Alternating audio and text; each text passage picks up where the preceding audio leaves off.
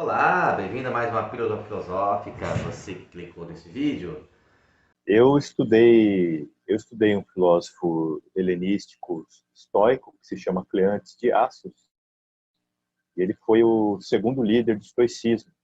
Bom, é interessante esse período da filosofia helenística, né? Em geral, quando a gente fala em helenismo, nós estamos pensando numa categoria que ela foi forjada no campo de estudos históricos, né, do século XIX. Então, Zenão funda em cerca de 300 a.C., o que seria a escola estoica, né? Então, aí já entra no nosso assunto, né? Eu agora estou falando de epicurismo, que são as duas escolas mais famosas desse período, né? Em Atenas, muitas escolas se fundam. Em Atenas, as escolas anteriores continuam em atividade, e em Atenas, uma dessas escolas que continua em atividade é a escola cínica, que são filósofos que estão engajados publicamente na filosofia. Qual é a base em comum? O que elas têm de comum e o que é diferente? O que as une? Eu vou falar aqui um pouco de maneira rápida, né? O epicurismo e o estoicismo, eles têm pontos de divergência muito famosos, né? Você pensa em alguém estoico, alguém firme, alguém que resiste aos prazeres, né? Essa é uma maneira inicial de se pensar a respeito das diferenças, né? No caso dos estoicos, eles vão dizer que o bem é a virtude, né? Mas, sobretudo, centrado nessa ideia de virtude, né? Eles vão herdar aquela lista de virtudes cardeais do Platão, né? Prudência, justiça, coragem e prudência, justiça, coragem e moderação, temperança, né? E o epicurismo, do outro lado, ele vai se voltar para o estudo do prazer, né? Vai buscar respostas sobre o que é o bem verdadeiro, numa investigação filosófica a respeito do que é o prazer e do que é o prazer necessário. Você pode notar que, então, a filosofia helenística, ela, ao contrário, né, do que se fala da filosofia clássica, ela não é genuinamente grega, ela não se concentra na Grécia, né? Mas a filosofia helenística, ela se expande. Nas primeiras gerações, os fundadores são gregos, né? Epicuro, ele é nascido em Samos, mas com plena cidadania ateniense, né? Epicuro. Zenão, embora nascido numa colônia miscigenada em Chipre, então é uma colônia que ela tem raízes semíticas, mas que tem um comércio estabelecido tem uma relação estabelecida com comerciantes gregos. Zenão, ele provavelmente ele era um semita. Zenão, só para citar um exemplo, Plotino era egípcio, né? Marco Aurélio, que é um imperador, já fora do nosso período aqui, da maneira como eu chamei de período helenístico, mas o Marco Aurélio, que é um imperador romano, ele vai escrever em grego antigo, né? Em grego antigo, desculpa, em grego ático. E Epiteto, que ensinou filosofia estoica já no nosso período, né, na nossa era, ele ensinava filosofia estoica em Roma, em grego antigo, em grego ático. Por isso, então, daqui a pouco eu falo mais a respeito dessa distinção ética.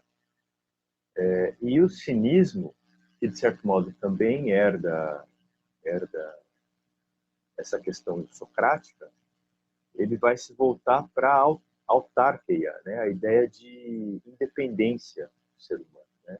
Sobretudo com uma versão do Sócrates, uma versão, vamos dizer, xenofontiana do Sócrates, né? É um Sócrates que se baseia em práticas moralizantes, né? Em certos exercícios psicofísicos, vamos dizer assim, né? São exercícios para o corpo e para a mente que têm uma finalidade de assegurar a independência em relação à realidade, né? Então eu dizia, né, o Diógenes morava num barril, o Diógenes ele tinha o hábito de zombar das pessoas em público, porque ele praticava a própria capacidade de tolerar as respostas das pessoas, né? Então ele vivia em público, fazia as necessidades em público, ele de certo modo queria se despir do que ele considerava os valores convencionais, né? Então são três escolas bem diferentes aí que eu estou descrevendo, né? Embora o estoicismo tenha herdado um pouco do cinismo, né? O Zenão ele foi aluno do cinismo. O Cleantes, o filósofo que eu estudei, teria sido também aluno de Crates, né? Que é o discípulo de Diógenes de Sinope. Muito bem. Uma outra questão, Danilo, que nos saltam à mente quando a gente está estudando a filosofia helenista, é a ideia do destino, né? Do destino, paralelo a isso, a ideia do fatalismo. Por isso que um dos gêneros de escrita estoica, que é o gênero das diatribes, dos discursos, eles vão gerar as meditações, né? Os exercícios espirituais. Os exercícios espirituais têm a ver com isso, né?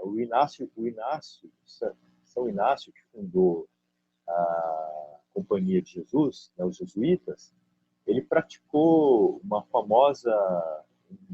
famoso livro diário de exercícios espirituais. E, de certo modo, tem a ver com isso, né? Como que você reflete a respeito de tudo que pode dar errado no seu dia a dia e como que você se engaja ativamente nos desejos da providência, né? O amor fati tem a ver com isso, né? Não simplesmente se resignar. É isso que eu quero dizer. Você não vai se tornar uma pessoa resignada, né? Vai, né, aceitar e ficar neutro. O estoico ele não é neutro em relação à providência, porque ele sabe que a providência é racional e é divina. Então ele vai tentar compreender. Existe alguma coisa racional e divina no ser humano, né? Existe algo de divino no ser humano. E é por isso que eu vou me engajar, porque eu vou colaborar com Deus, de certo modo. Isso é bem interessante. Bom, tem uma outra questão que eu queria discutir contigo aqui, mas eu já aviso para quem está nos acompanhando que vai ficar numa outra parte, uma parte subsequente a essa, que é a questão da ética e da política dentro da filosofia helenista, né? Ou seja, como é que podemos pensar ética e política aí. Mas essa é uma questão que te convido para assistir a parte subsequente a essa, né, para você se inteirar dessa discussão. Danilo Costa, muito obrigado pela sua participação aqui no meu canal. Eu te convido aqui a voltar outras vezes, tá? Além Valeu. nós vamos fazer de ética e política, mas outras vezes a gente está discutindo sobre os estoicos, sobre filosofia helenista, outros assuntos aí da filosofia. Muito obrigado. Muito obrigado. E para você que nos acompanhou até aqui, meu muito obrigado. Se você se esqueceu, deixe o seu like nesse vídeo, compartilhe esse vídeo com mais pessoas, pois aquilo que é bom é para ser compartilhado.